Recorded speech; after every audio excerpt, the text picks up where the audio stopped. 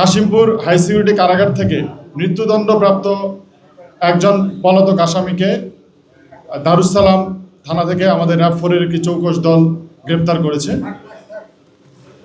গ্রেপ্তারকৃত আসামি এবং মামলার এজাহার পর্যালোচনায় জানা যায়, গ্রেপ্তারকৃত আসামি মোহাম্মদ আবদুল্লাহ শিকদার গোপালগঞ্জের একটি হত্যা মামলায় মৃত্যুদণ্ডপ্রাপ্ত হয়ে গত 23 ডিসেম্বর 2023 থেকে কাশিমপুর কারাগারে বন্দী অবস্থায় ছিল।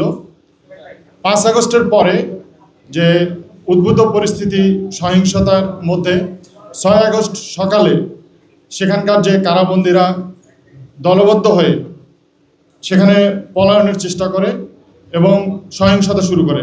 তারা সেখানে বিভিন্ন ধরনের সহিংসতা, অগ্নিসংযোগ, ভাঙচুর করে এবং সেখানকার যে কারারক্ষীদের তাদেরকে জিম্মি করার চেষ্টা করে।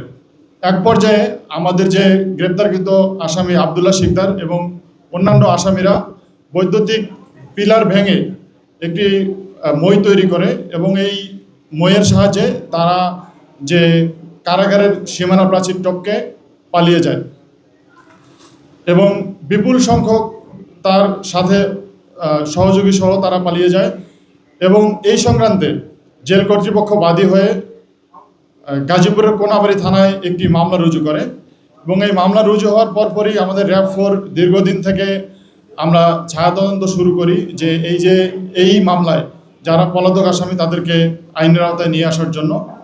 এবং এক পর্যায়ে আমরা নিশ্চিত হই যে গ্রেপ্তারকৃত আবদুল্লাহ আমাদের দারুসালাম থানাধীন এলাকায় আত্মগোপনে আছে এবং সেই প্রেক্ষিতে গতকাল 10 জুলাই আমরা অভিযান পরিচালনা করে তাকে গ্রেপ্তার করি এবং তাকে গ্রেপ্তারে জিজ্ঞাসাবাদে যেটা জানা যায় যে সে 2021 সালের 7 অক্টোবর গোপালগঞ্জের টুঙ্গিপাড়া থানায় তার সুদের পাওনা টাকা আদায়কে কেন্দ্র করে তার প্রতিবেশী লুৎফর রহমানকে তার 2 সহযোগীকে হাতুড়ি এবং কুড়াল দিয়ে কুপিয়ে হত্যা করে। সেই মামলায় গত 10 অক্টোবর 2021 সে গ্রেপ্তার হয় এবং পরবর্তীতে সেই মামলার রায়ে সেখানকার বিজ্ঞ আদালত তাকে মৃত্যুদণ্ড প্রদান করে এবং পরবর্তীতে 23 ডিসেম্বর 2023 থেকে তাকে কাশিমপুর হাই সিকিউরিটি কারাগারে স্থানান্তর করে এবং সেখান থেকেই সে পরবর্তীতে 6 আগস্ট পলায়ন করে।